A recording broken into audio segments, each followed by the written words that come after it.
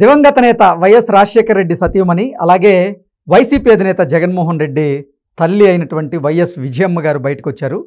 YS Jaganmohan Reddy మీద అలాగే భారతిరెడ్డిని ఉద్దేశించి ఎన్సీఎల్టీకి వైఎస్ విజయమ్మ ఒక లేఖ రాసినటువంటి నేపథ్యంలో అసలు ఆ లేఖ రాయడం వెనక కారణం ఏంటి, ఆ లేఖలో ఏముంది అనేది పూర్తి స్థాయిలో మనం విశ్లేషణ చేసుకునేటువంటి ప్రయత్నం చేద్దాం. ప్రస్తుతం మనతో పాటు ఉన్నారు ప్రముఖ రాజకీయ విశ్లేషకులు, ప్రముఖ సీనియర్ జర్నలిస్ట్ సిఎస్ రావు గారు. సార్తో మాట్లాడదాం. సార్ నమస్తే. సార్ నమస్తే. వైఎస్ విజయమ్మ గారు ఎన్సీఎల్టీకి జగన్మోహన్ రెడ్డిని అలాగే భారతిరెడ్డిని ఉద్దేశించి ఒక లేఖ రాశారనేటువంటి వార్తలు వస్తూ ఉన్నాయి. ఏంటి సార్ అసలు ఆ లేఖలో ఏముంది, ఏం రాశారు ఆ లేఖలో అంటే ఏం చెప్తారు? ఇప్పుడు జగన్మోహన్ రెడ్డి గారు ఇటీవల కాలంలో చెప్తున్నది ఏంటి, విశ్వసనీయత, విలువలు, వ్యక్తిత్వం, ఇవి ఉన్నటువంటి వాళ్ళు వైఎస్ఆర్ కాంగ్రెస్ పార్టీ నుంచి వెళ్ళరు. ఒక పార్టీలో ఉంటూ పదవులను అనుభవిస్తూ ఇంకో పార్టీకి వెళ్ళరు. పార్టీ కష్టకాలంలో ఉన్నప్పుడు ఎవరు వెళ్ళరు. ఒకవేళ వెళ్తే వ్యక్తిత్వం, విలువలు, విశ్వసనీయత వాళ్ళకి లేవని చెప్పి అనుకోవాలి. సాయి రెడ్డితో సహా ఇంకెవరైనా వెళ్ళినా ఇంతకుముందు వెళ్ళినటువంటి వాళ్ళైనా అనేది ఆయన ఇచ్చినటువంటి ఒక స్టేట్మెంట్ ఈ మధ్యకాలంలో. విలువలు, విశ్వసనీయత, వ్యక్తిత్వం, ఈ మూడు గురించి ఆయన చెప్పారు. చెప్పిన తర్వాత షర్మిల గారు మాట్లాడారు. షర్మిల గారు మీడియా ముందుకు వచ్చి ఏం మాట్లాడారంటే, ఈ మూడు గురించి జగన్మోహన్ రెడ్డి గారు చెప్తుంటే దెయ్యాలు వేదాలు వల్లించినట్టు అనేది ఒకటి. రెండు, గాడ్సే వచ్చి అహింసావాదం వినిపించినట్టుంది. సొంత చెల్లెలు, సొంత తల్లి మీదనే కంప్లైంట్ చేసి కోర్టుకి ఈడ్చినటువంటి జగన్మోహన్ రెడ్డి గారు ఈ విలువలు, వ్యక్తిత్వం, వికాసం లేదంటే విశ్వసనీయత గురించి మాట్లాడుతున్నారని చెప్పి ఆవిడే అడిగారు. సొంత చెల్లెలే కదా అడిగింది. ఇంకోటి ఏంటంటే, మేనకోడలు, మేన అల్లుడు ఆస్తులు లాక్కోవడానికి ప్రయత్నం చేసినటువంటి దుర్మార్గుడు జగన్మోహన్ రెడ్డి గారు అని చెప్పి షర్మిల గారు చెప్తున్నారు. సొంత చెల్లెల్ని రోడ్డు వేశారు. సొంత చెల్లెల యొక్క వ్యక్తిత్వాన్ని హననం చేయడానికి వైఎస్ఆర్ కాంగ్రెస్ పార్టీ సోషల్ మీడియాని ఉపయోగించి దాని ద్వారా అసలు విజయమ్మ గారి శీలాన్నే శంకిస్తూ పోస్టులు పెట్టినటువంటి కుమారుడు జగన్మోహన్ రెడ్డి గారు, ఆయనకి ఇవి ఎక్కడున్నాయి అని చెప్పి షర్మిల గారు మీడియా ముందు అడిగారు. మనం చెప్పడం కాదు, వాళ్ళ సొంత చెల్లెలు చెప్పినటువంటి మాటలే నేను చెప్తున్నా. విజయమ్మ గారికి షర్మిల పుట్టలేదని చెప్పారు కదా ఆయన, అంటే ఆయన సోషల్ మీడియా. అలాంటి సోషల్ మీడియాని ఎవరి కన్సర్న్లో నడుస్తుంది, జగన్మోహన్ రెడ్డి గారి కన్సర్న్లో నడుస్తుంది అని చెప్పి షర్మిల గారు చెప్పారు. అంటే జగన్మోహన్ రెడ్డి గారే ఆ విధంగా వ్యక్తిత్వ హననం చేయించారు అనేది ఆవిడ మీడియా ముందుకు వచ్చి చెప్పారు. సో ఇప్పుడు ఆయన చేసినటువంటి వ్యక్తిత్వం, విలువలు, విశ్వసనీయత అనేది ఒక పెద్ద నేతి బీరకాయలో నెయ్యి అంత ఉందని చెప్పి సత్యము, ఆయన చెప్పినటువంటి అవి కూడా అంతే సత్యం. అవి ఆయనకు ఉన్నాయా లేవనేది షర్మిల గారే ప్రశ్నిస్తూ ఉన్నారు. ఇదే సమయంలో విజయమ్మ గారు ఒక లెటర్ రాశారు ఆస్తులకు సంబంధించినటువంటి వ్యవహారంలో. దీనికి నేషనల్ కంపెనీ లా ట్రిబ్యునల్కి ఆవిడ లెటర్ రాశారు. లెటర్ రాసి, ఎందుకంటే జగన్మోహన్ రెడ్డి గారు కంప్లైంట్ చేశారు కాబట్టి ఈవిడ కూడా అక్కడికి వెళ్ళి కోర్టులో నిల్చోవాల్సిన పరిస్థితి ఏర్పడింది.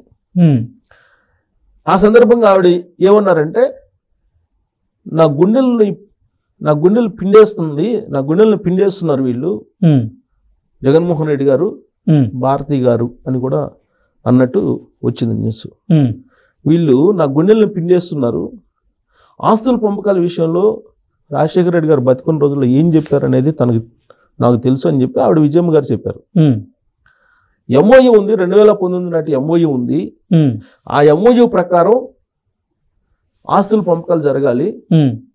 కానీ ఈయన సరస్వతి పవర్ ప్రాజెక్ట్స్లో ఇచ్చినటువంటి గిఫ్ట్గా చెల్లెలకి ఇచ్చినటువంటి లేదా తల్లికి ఇచ్చినటువంటి వాటాలని మళ్ళా వెనక్కి తీసుకునేదానికి కోర్టుకి వెళ్ళాడు. ఒకసారి గిఫ్ట్గా ఇచ్చేసినట్టు సంతకాలు ఉన్నాయి, 2019లో ఇచ్చినట్టు. ఆ మేరకు ఎంఓయూ ఉంది.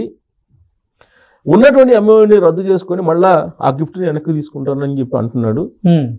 ఇలాంటి పరిణామం ఒక తల్లిగా గుండెలను పిండేస్తుంది నాకు అని చెప్పి ఆవిడ చెప్పడం జరిగింది.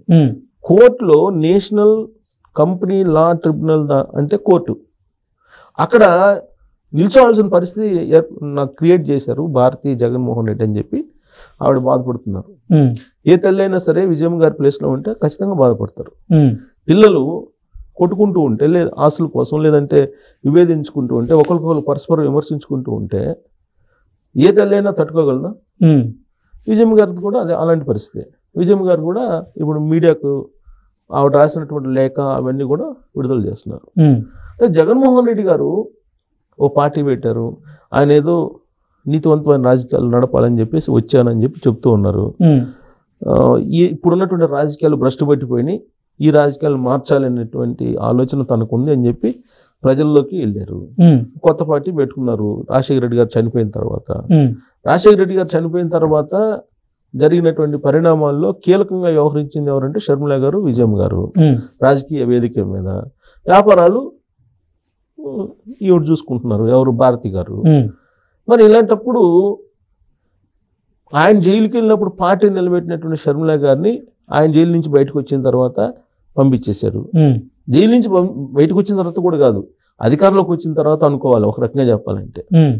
ఇదంతా ఎందుకు జరుగుతుంది అని అంటే విజయమ్మ గారు ఏమంటున్నారంటే భారతి గారి వల్ల జరుగుతుంది అనేది ఆవిడ వ్యక్తం చేస్తున్నటువంటి అభిప్రాయం. షర్మిల గారు కూడా అదే చెప్తున్నారు.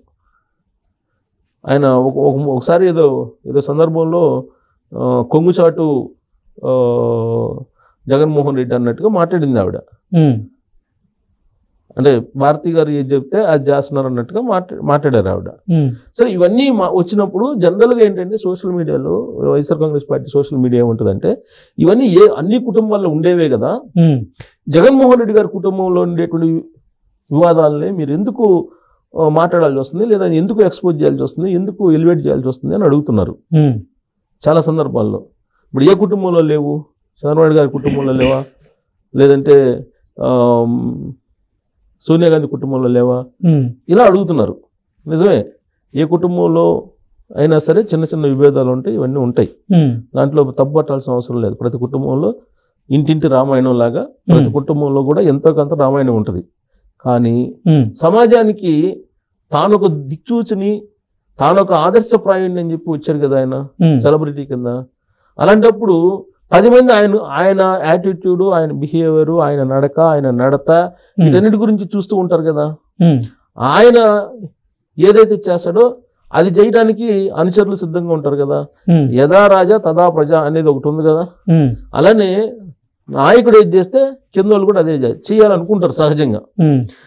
ఇప్పుడు ఇది ఒక జగన్మోహన్ రెడ్డి గారికే కాదు, ఇప్పుడు ఎవరిని తీసుకున్నా కానీ ఇప్పుడు మన సెలబ్రిటీస్ ఏదన్నా చేస్తారనుకో, లేదు ఒక సినిమాలో హీరో ఏదన్నా నీకు ఫ్యాషన్ డ్రెస్లు వేసుకున్నావు అనుకో, అదే డ్రెస్లు వేసుకోవడానికి వాళ్ళ ఫ్యాన్స్ సిద్ధపడుతూ ఉంటారు, అదే ఫాలో అవుతుంటారు. జగన్మోహన్ రెడ్డి గారు వాళ్ళ ఫ్యామిలీ గురించి ఎందుకు మాట్లాడుకుంటున్నారంటే వాళ్ళు బయటకు వచ్చారు కాబట్టి, వాళ్ళు కంప్లైంట్ చేసుకున్నారు కాబట్టి, ఒకరికొకరు కంప్లైంట్ చేసుకుని కోర్టుకు వెళ్ళారు కాబట్టి. ఇప్పుడు సెలబ్రిటీలుగా ఉన్నటువంటి వాళ్ళు ఎవరు వెళ్ళినా, రాజకీయవేత్తలు కానీ, పారిశ్రామికవేత్తలు కానీ, లేదా సినిమా వాళ్ళు కానీ ఎవరు వెళ్ళినా కానీ, ఇప్పుడు మోహన్ బాబు కూడా ఉంది, మోహన్ బాబు కూడా చర్చించుకుంటున్నారు కదా. కారణం ఏంటంటే వాళ్ళు సమాజానికి ఎంతో కొంత ఒక ఐకాన్స్ గా ఉన్నారు కాబట్టి. సో అందుకే ఆవిడ బాధ. అందుకే మనం సొసైటీలో ఒక పేరు సంపాదించి పెట్టారు రాజశేఖర రెడ్డి గారు. ఆయన మహానేత అనేటువంటి పేరు తెచ్చుకున్నారు. ఆయన కుమారుడిగా ఆయన స్ఫూర్తిని నిలబెడతారని కదా వీళ్ళందరూ ఫ్యామిలీ మొత్తం సపోర్ట్ చేసి ఆయన ముఖ్యమంత్రి కావడానికి సహకరించింది. అది పోయింది. అది పోవడంతో పాటు అసలు మొత్తం పరువు తీసేస్తున్నారు అనేటువంటి ఒక బాధ విజయమ్మ గారికి ఉంది. అందుకే ఆవిడ ఉపయోగించినటువంటి వర్డింగ్ కూడా గుండెలను పిండేస్తుంది ఈ పరిణామం అని చెప్పి చెప్తున్నారు. సో కాబట్టి జగన్మోహన్ రెడ్డి గారు ఏదైతే చెప్తున్నాడో చెప్పిన విధంగా ఇప్పుడు జనరల్గా గాంధీ మహాత్ములు ఏం చెప్తారంటే ముందు మనం ఆచరించి తర్వాత చెప్పాలంటాడు. ఇప్పుడు జగన్మోహన్ రెడ్డి గారు చెప్పే ముందు ఆయన విశ్వసనీయత లేదా విలువలు లేదా ఆయన ఏదైనా చెప్పండి వ్యక్తిత్వ వికాసం లేదంటే వ్యక్తిత్వం వీటి గురించి చెప్తాం. అవి ఆయనకుంటే ఆయన చెప్తే ఎవరన్నా వింటారు. అసలు ఆయనకి లేవు. ఆయన మా చెప్పిన మాట మీద నిలబడ్డాయని చెప్పేసి 2019 ఎన్నికల్లో ఆయన ఏం చెప్పాడు, ఏం చేశాడు అనేది అందరికీ తెలుసు. మరి ఆయన వచ్చి ఆయన నేను కడిగిన ముత్యాన్ని మీరు నమ్మండి అని చెప్పి చెప్తుంటే ఒకవైపు తన తల్లే నా గుండెలు పిండేసేలాగా వీళ్ళు కొడుకు కోడలు వ్యవహరిస్తున్నారని చెప్పి ఆవిడ చెప్తుంటే ఇది కరెక్ట్ అంటే జగన్మోహన్ రెడ్డి గారు మరి ఆయన గురించి ఆయన ఏమనుకుంటున్నారో తెలియదు. ఆయన ఏం చెప్పినా జనాలు వింటారు అనుకుంటున్నారు ఏమో తెలియదు. సరే ఇంటే మనకేమో నష్టం లేదు, వినకపోయినా నష్టం లేదు. బట్ కాకపోతే ఇలాంటి ఫ్యామిలీలు జరగకుండా ఉంటే బాగుండేది అనేది మనం భావించడానికి, లేదంటే జరగకుండా ఉంటే 10 మందికి కూడా ఆదర్శంగా ఉంటారనేది మన అభిప్రాయం. అంతే. Okay sir, thank you so much.